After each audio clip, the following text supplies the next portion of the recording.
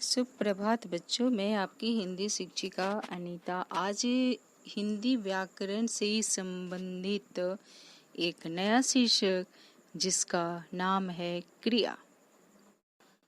क्रिया जिसका अर्थ होता है काम। क्रिया का अर्थ होता है काम, जिसे लेकर आज मैं आप लोगों के समक्ष उपस्थित हूँ।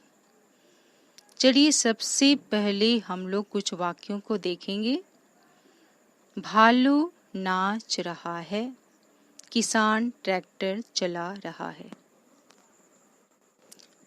उपर्युक्त दोनों वाक्यों में नाच रहा है, चला रहा है, इन शब्दों के द्वारा कार्य को करने का बोध हो रहा है। इस प्रकार के शब्दों को क्रिया कहते हैं। क्रिया शब्दों के द्वारा ही वाक्य पूर्ण होते हैं। अतः जिस शब्द अथवा शब्द समूह के द्वारा किसी काम के होने अथवा करने का बोध होता है उसे क्रिया कहते हैं। कुछ और उदाहरण देखते हैं। संध्या नाच रही है, रोहित दूध पी रहा है, शशांक स्कूल जा रहा है। उपर्युक्त वाक्यों में नाच रही है, पी रहा है, जा रहा है, ये काम के व्यापार का बोध दे रहे हैं अथवा इनसे किसी काम के करने या होने का ज्ञान हो रहा है, इसलिए ये क्रियाएं हैं। धातु क्रिया के मूल रूप को धातु कहते हैं, जैसे पढ़, लिख, गा, खा इत्यादि। इन्हीं धातुओं से अनेक क्रियाएं बनती है, जैसे लिखता है, जाता है, लिखेगा, लिख रहा है, लिखा था इत्यादि। क्रिया का सामान्य रूप। क्रिया का सामान्य रूप मूल धातु के साथ ना प्रत्यय लगाने से बनता है, जैसे पढ़ना, लिखना, जाना, खाना, गाना, रोना आदि। जैसे खा जो मूल धातु है, इसमें ना प्रत्यय लगाएंगे तो बनेगा खाना, जो कि क्रिया का सामान्य रूप है। जा जो धातु है, अगर इसमें ना प्रत्यय लगाए तो क्रिया का सामान्य रूप जाना बन जाएगा। अब आगे देखते हैं क्रिया के भेद। क्रिया के भेद। सबसे पहले कर्म के आधार पर क्रिया के निम्नलिखित दो भेद होते हैं। पहला अकर्मक क्रिया, दूसरा सकर्मक क्रिया। अतः जिन क्रियाओं का फल सीधा कर्ता पर पड़ता है उन्हें अकर्मक क्रिया कहते हैं। लड़की भागती है, हाथी बैठा है। इसमें अगर प्रश्न पूछे कि कौन भागती है तो जवाब मिलेगा लड़की भागती है। दूसरे वाक्य में हाथी बैठा है तो कौन बैठा है, तो उत्तर आएगा हाथी बैठा है। तो ये अकर्मक क्रिया की पहचान है। कौन प्रश्न पूछने पर अगर उत्तर आए तो पहचान लो कि वह अकर्मक क्रिया है। वाक्य में क्रिया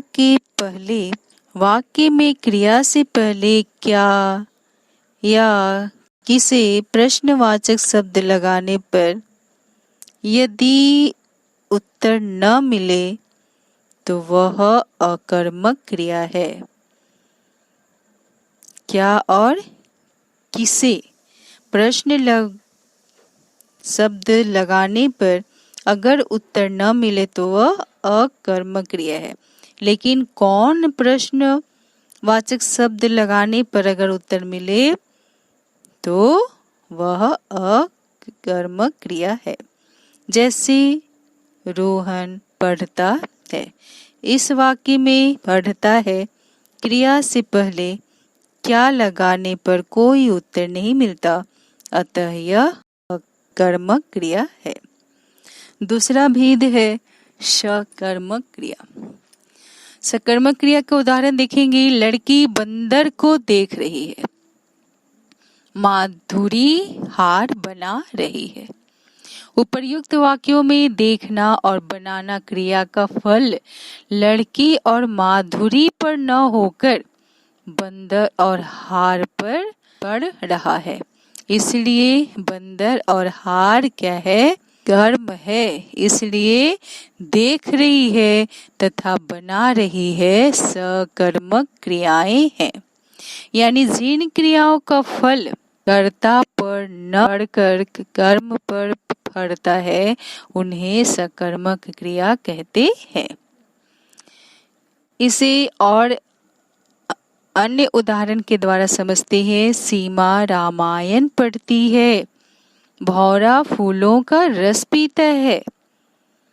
सकर्मक क्रिया की पहचान। वाक्य में क्रिया से पहले क्या या से प्रश्नवाचक शब्द लगाने पर अगर उत्तर मिलता है तो वह सकर्मक क्रिया है। जैसे रोहित चित्र बनाता है। इस वाक्यों में क्रिया से पहले क्या प्रश्नवाचक शब्द लगाने पर उत्तर मिलता है? क्या बनाता है? तो चित्र बनाता है। यानी ये कौन सी क्रिया है? सकर्मक क्रिया। सकर्मक क्रिया के भी दो भेद होते हैं। पहला एक कर्मक क्रिया, दूसरा द्विकर्मक क्रिया। यानी क्रिया के दो रूप होते हैं। एक क्रिया का अपने आप होना और एक क्रिया का करना। यानी नदी बह रही है, ये क्रिया का अपने आप होना का उदाहरण है। आंधी चल रही है, सूर्य उदय हो रहा है, तारे टिमटिमा रहे हैं। इन वाक्यों में क्रिया जो है वह अपने आप हो रही है। यानी इन क्रियाओं को स्वाभाविक क्रिया कहते हैं। ये कौन सी क्रिया कहलाती है? स्वाभाविक क्रिया। दूसरा है क्रिया का रूप क्रिया करना।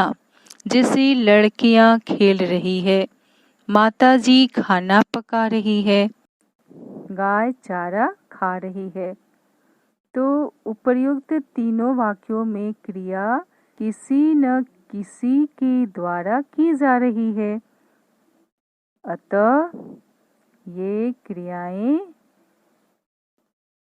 अस्वाभाविक क्रिया है। यानी जितने भी प्राकृतिक क्रियाएं हैं वह स्वाभाविक है, और जो हम लोगों के द्वारा क्रियाएं या अन्य जीवों के द्वारा जो क्रियाएं की जाती है वह अस्वाभाविक क्रिया है।